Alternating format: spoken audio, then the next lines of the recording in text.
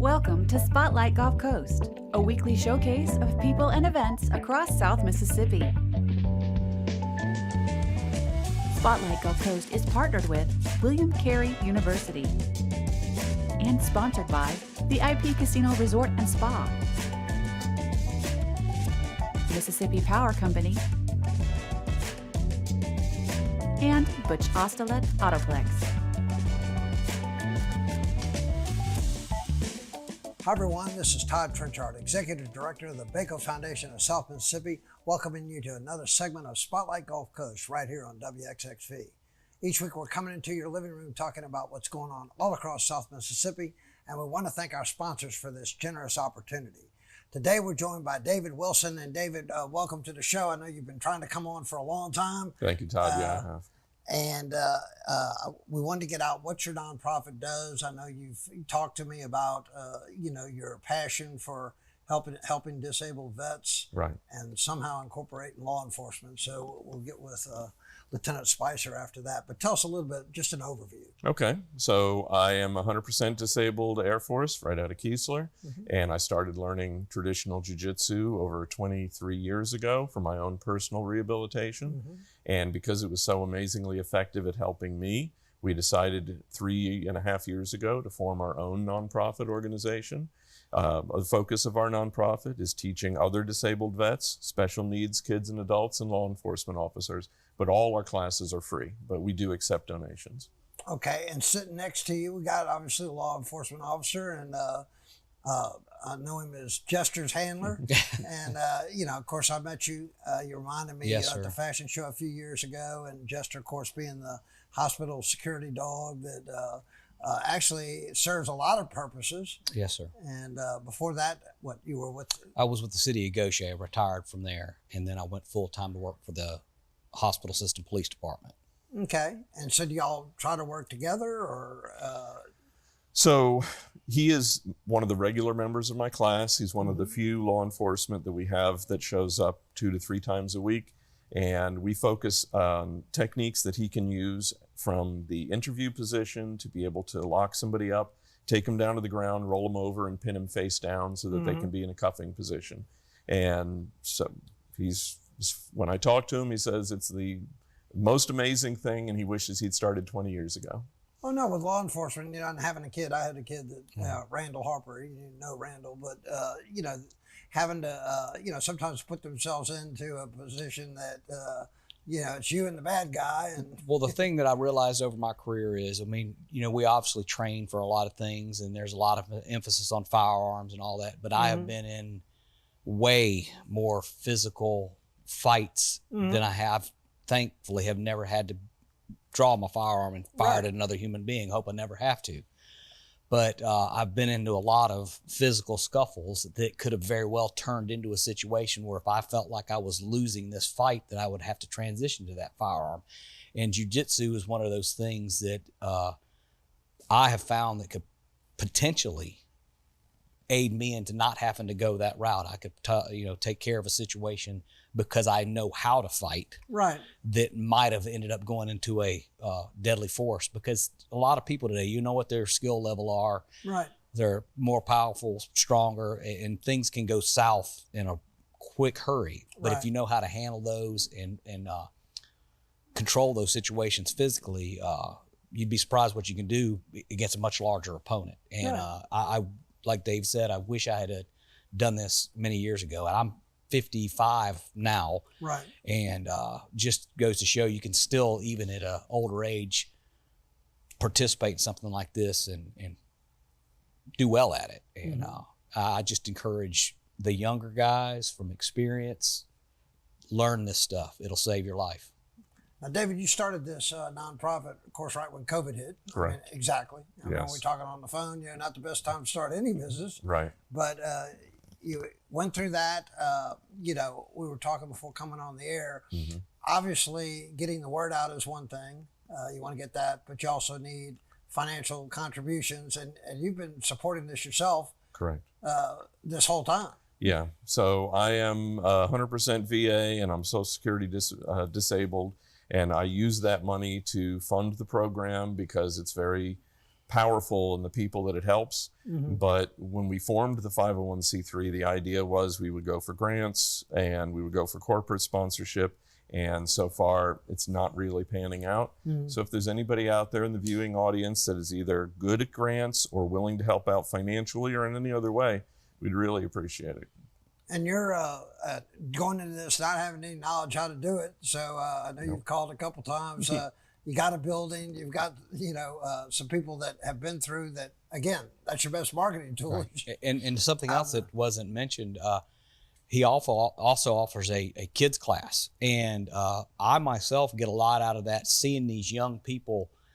Too often these days, kids don't have, in my opinion, things that involve physical activity.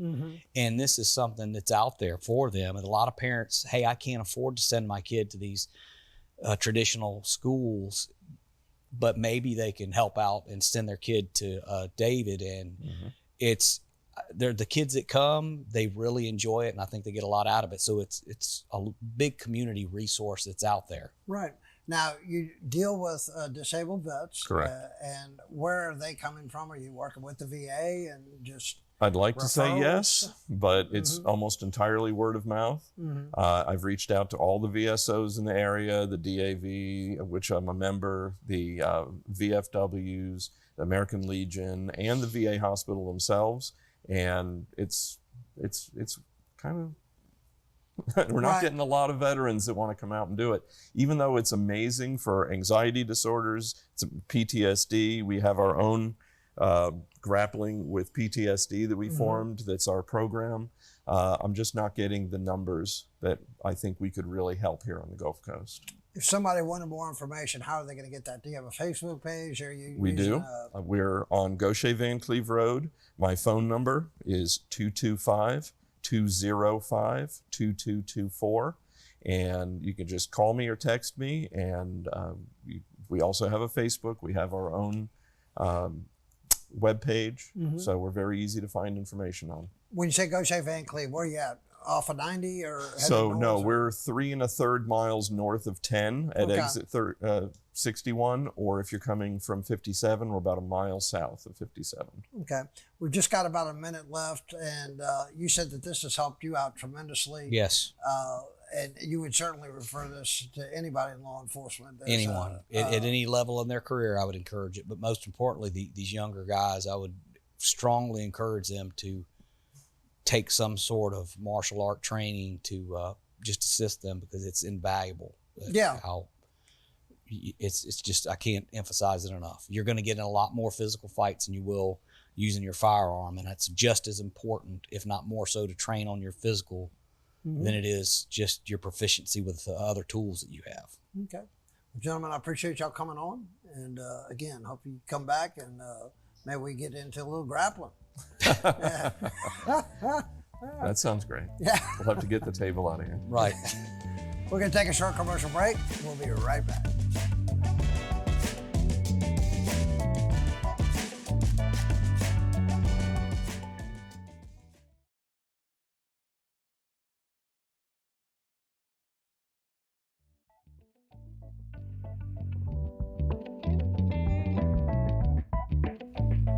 Welcome back, everyone. Of course, we're now joined by Amanda Ray. Amanda, appreciate it coming on, and of course, Lexi Peters. And welcome back, Lexi.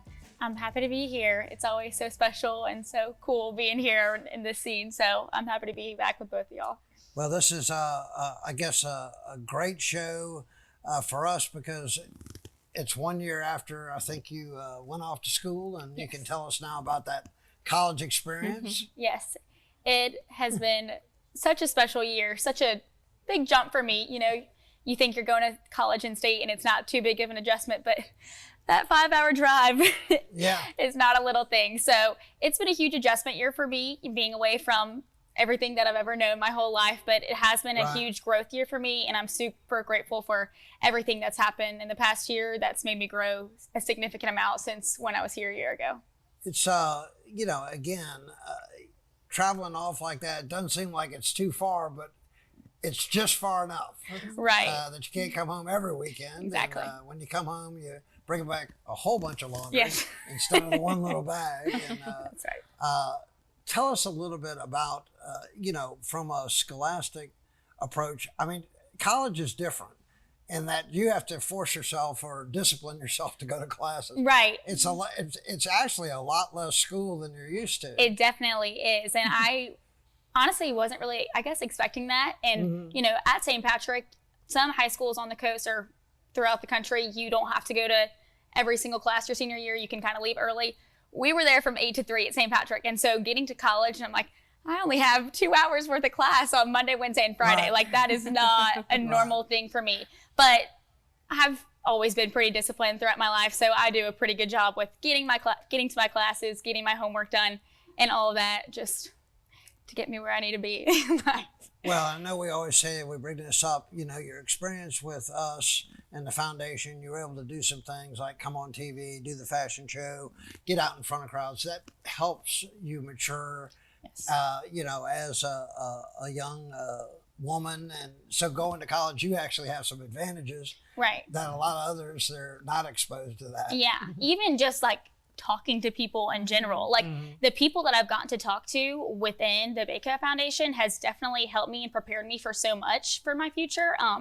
Speaking with all of the different leaders throughout the Gulf Coast and really getting to see what they do on a daily basis and how they're really benefiting the Gulf Coast for what it is now and what it's coming to be has been such a special thing for me. And so, yeah, really just getting to be with them and see what that all looks like has been super important to me. I know last night we had that event, and we were using one of our senior assistants to go around and sell raffle tickets. And, after I showed her a couple times how to do it, she took it all on herself, and she was on a roll.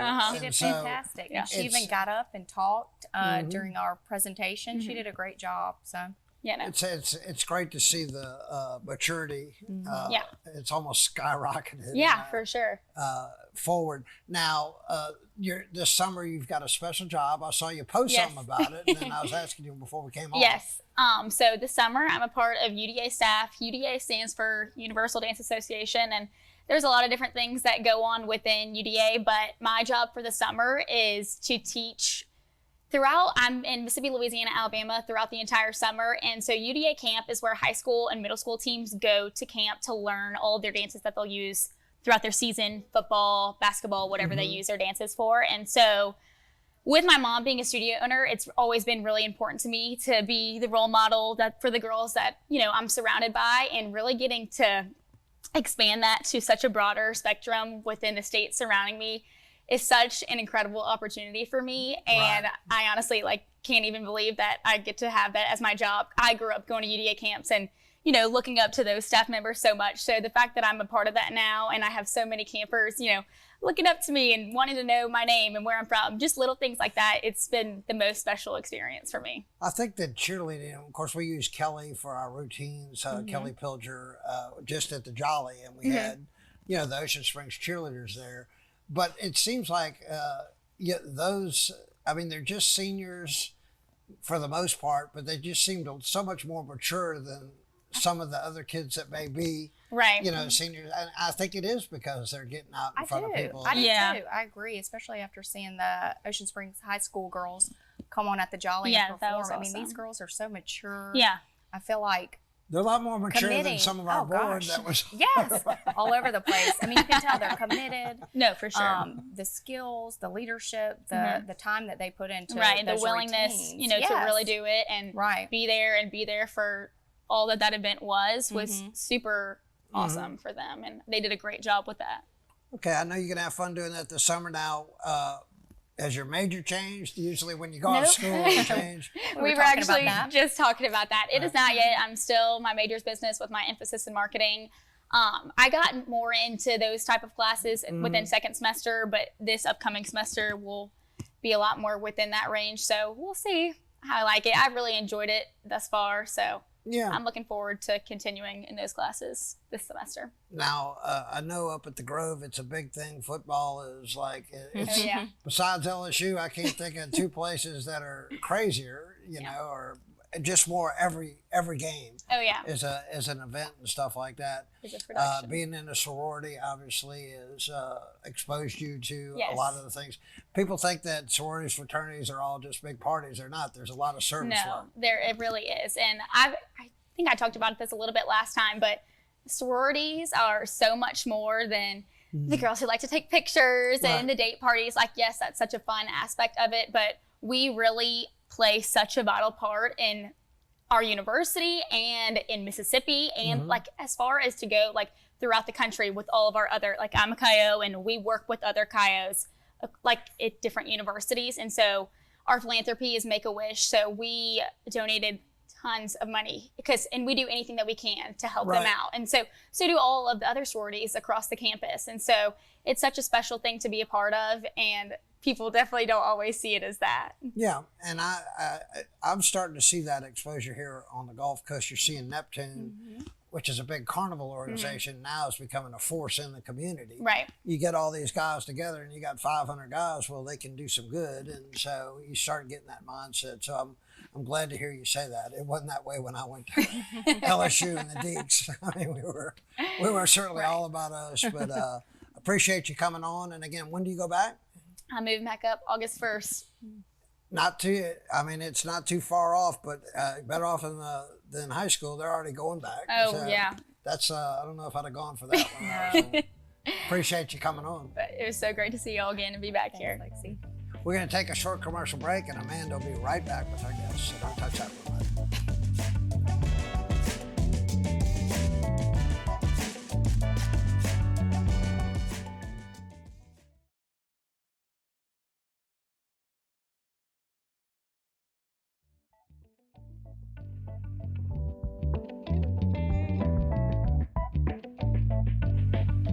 Hi everyone, this is Amanda Ray, Community Relations Director of the Baco Foundation of South Mississippi. I'm so excited to be hosting this last segment of Spotlight Gulf Coast. I'm very excited about our guest today, Breanna Newborne, Clinical Director with the Growing Tree ABA Center. How excited I am for you guys, especially to have more ABA services in the state of Mississippi, especially on the Gulf Coast. So Breanna, tell me a little bit about yourself, ABA. What made you decide you wanted to do this? Yeah, well, I am excited to be here. Thank you so much for inviting me. I'm currently the clinical director for the Growing Tree, where I oversee the implementation and quality of services throughout the state. One way I'm able to do this is by meeting and supporting our talented behavior analysts, mentoring upcoming behavior analysts, and also overseeing the implementation and training of our registered behavior technician training program. So definitely excited about this role. Fantastic. Yes. Well, tell me a little bit about, for the average person that's watching that doesn't know what ABA is, can you tell me what ABA is and what services the Growing Tree specifically provides? Yeah, so ABA in a nutshell, or applied behavior analysis, is the science of learning and how the environment impacts behavior. And so we use ABA therapy as an evidence-based approach to individualized treatment goals for individuals to increase their strengths, while also decreasing their barriers that may impede upon the learning. We do this by taking ongoing data analysis to create those plans. Wow, that sounds Yes, fantastic. and so the Growing Tree, we provide in-home, clinic, and school services to support individuals in their most needed environments. We do social skills training. We increase the language development. We do a host of potty training. So it's so much more than just behavioral therapy. I mean, lots of things are considered a behavior, but of course, y'all work on social skills and things like that, which is fantastic. And I know that that's really helped my family and my son, who's on the spectrum.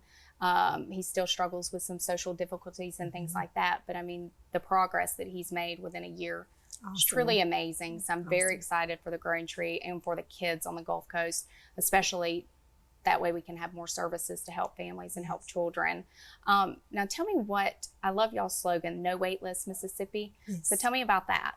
Okay, so no wait list essentially means that we don't want any family waiting to know if they're able to receive services or not. Right. And so our team does a really great job of taking intakes and working with families to help them to be able to get services with us. Okay, fantastic. Okay, so of course, the big announcement. I'm so excited. I know y'all had an assessment center on the Gulf Coast and y'all were doing some in-home services, but now you actually are opening a new clinic in Biloxi. So tell me about the new clinic. We're excited to finally be able to provide a space and facility for parents. We have been providing in-home and community services, but we are excited to finally bring a clinic to the Gulf Coast just to give families continuing of a hybrid service. Some families like to have the services in-home, but also we want to give families a space so we can continue to work on like the instructional control, and we want to be able to help our kiddos thrive in school. So our clinic can model and mimic a lot of those treatments that where we can help kids succeed. And I think that's fantastic, especially to collaborate and do both in-home services and clinical services. So I'm very excited. So tell me where the clinic's at, specifically Biloxi, I know. Yes, the address is 963 Division Street, Biloxi, Mississippi. Fantastic. And when will the clinic actually be open? When will you guys be, having intake and be accepting clients? Yes, so we are currently accepting kiddos into the clinic. We will have a soft meet and greet on July 13th. And so families can come out, ask us questions just to see if the services, we're able to provide services for their kids. So yeah, we're excited about that. Yes. So the event, will it be kid friendly too? If my little boy and I wanted to come, is there going to be activities for kids and families? Yes, it's a family friendly event. We'll have food, maybe some door prizes. Fantastic. For everyone in the family to come out. Yeah. Well, I'm very excited about that, and I'm so excited for the Growing Tree. I know me personally, I'm from Meridian, Mississippi, and whenever I found out that y'all were opening up a clinic in Meridian, I was just ecstatic, because I know if we still live there, we would have had to travel to Jackson. We would have had to travel for hours to actually get my child's services. Wow. So I think that's so fantastic, all the different facilities that you guys are opening up, and I'm very excited for the Growing Tree. So we have a few minutes left. Tell me a little bit about what made you decide that this is what you wanted to do? Where did the passion start from? Awesome. Yes, so during my undergraduate years at the University of Southern Mississippi, I got involved in volunteer research projects with the school psychology department. So during these projects, I learned how ABA can be implemented into the school systems. I fell in love with the consultation of collaborating with teachers and the feasibility of the things that we were doing. I learned that applied behavior analysis, anyone can kind of teach it with the proper training. And I fell in love with the relationships that were being built throughout this project. And so I continued my research efforts, and I ended up landing a position as a behavior technician, working in a residential facility with kids with traumatic brain injury and autism. And we were teaching these kiddos functional living skills. That's when I learned the importance of the family unit. And those families so excited. And so I knew then that this was my purpose. I never feel like I was going to work. So see, I love that. And it's so important to make sure that the families are implementing what you guys as clinicians are doing at the clinic. I mean, ABA, again, has done so much for our family personally, and I have several friends who have children that are on the spectrum, and I know they feel the same. So I just think it's wonderful what you guys are doing, and I'm very excited about the new center that's opening up soon in Biloxi. Tell me specifically where it is. What's the address to the new center? Yes, the address is 963 Division Street, Biloxi, Mississippi. Fantastic. Well, we're so excited about the meet and greet coming up. And as well as if anybody wants more information, what's the website for you guys? Yes, my website is www.growingtreeaba.com. Perfect. Well, I know we'll be throwing graphics on social media and on the TV show so people can find out more about this meet and greet and grand opening. Yes, so we're excited. Well, it's so nice to see you again. Thank you. It's nice seeing you. Thank you all for having me. Thank you, Breanna. We appreciate you coming on. Thank you. And that's it for this episode of Spotlight Gulf Coast. We'll see you guys next week. Take care.